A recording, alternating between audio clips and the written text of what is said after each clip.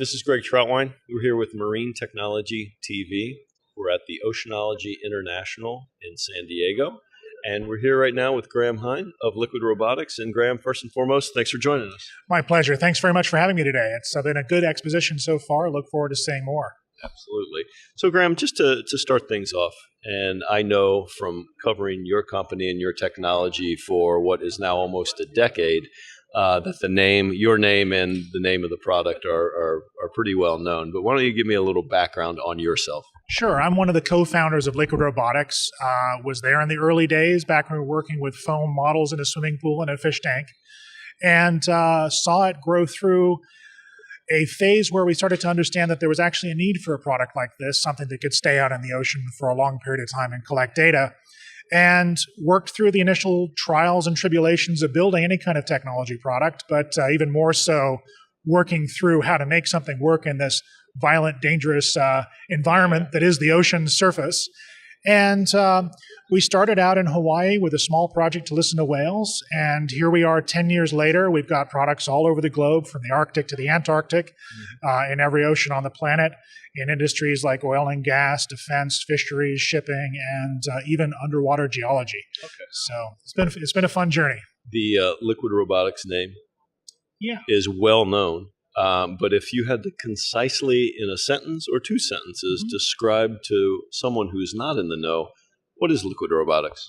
Liquid Robotics builds a robotic surface vehicle, a robotic boat, a small one about the size of a surfboard, that is capable of transiting out in the ocean under energy that it collects from the environment, wave energy, and collecting data and communicating at sea for long periods of time. So, in looking, and again, we're here, this is a relatively small show, but you've been to many of the exhibitions around the world. Sure. Vehicle technology is rampant. There are vehicles of every size, shape, and configuration. Where does the liquid robotic vehicle fit into the mix? Where does the Wave Glider fit in? What does it provide, in your mind, that's unique to this industry? What's really different about the Wave Glider is that as an energy harvesting, persistent surface vehicle, it is something that you can put out in the ocean that will stay there almost indefinitely. It's really only limited by biofouling, barnacles, and raw mechanical wear and tear. It can go out all weather conditions. It can operate in doldrums as well as storms. We've been through hurricanes. But what it really does is a persistent node out there in the ocean, on the ocean surface, is it can connect the world of the radio, which is air, to the world of underwater acoustic communications, and link those two worlds as a network router. Okay. So all these other vehicles, some of them go underwater, some of them go in the air, some of them go for short duration missions powered by diesel engines, some of them fly like kites, but all of them need connectivity. And what we're able to do with our persistent presence on the surface is connect those systems together. So obviously we can collect data at the surface as well. That's a major part of what we do. But that connectivity is really unique, and it's enabled by that persistence. Coming up on a significant anniversary, and you also had some recent big news regarding an acquisition by Boeing. Talk about a little bit the first 10 years of the company and what this news regarding Boeing really means to your company and the vehicle. You bet. So we've been working with Boeing, the Boeing company, for the past couple of years on a variety of projects related to integrating their technology with ours. And as that integration matured, so did the relationship between the two companies. And it started to become clear that there was a real additive benefit to putting the capability of Liquid Robotics together with the capability of Boeing military systems, Boeing defense systems, and connecting their unmanned aerial systems, their unmanned underwater systems, together with the unmanned surface vehicle that is the Wave Glider, and really starting to produce systems of systems that can start to operate in the ocean for long periods of time and collect data through a variety of regimes. And so it was a good fit for us and a good fit for them. And as a 10-year anniversary sort of, nice sort of cherry on the end of that history.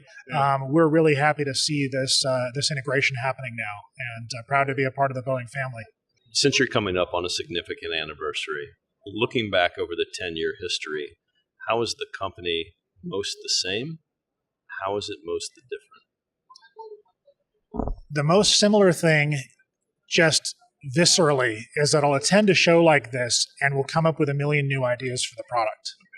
And it's not that the product itself needs to change, it's that the applications for the product are always coming out of the woodworks. So we'll see folks asking us to go measure cosmic rays in the middle of the ocean, to go and measure underwater stingrays and track them as they swim through the ocean. We'll see folks asking us to measure water chemistry, to connect to their underwater vehicle in a new way.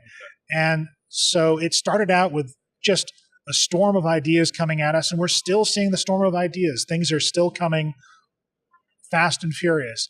However, what's really matured is where our platform's gone from sort of a neat idea in the early days, where people were disbelieving whether or not it could really even work, to something that's really now accepted as a tool of the trade.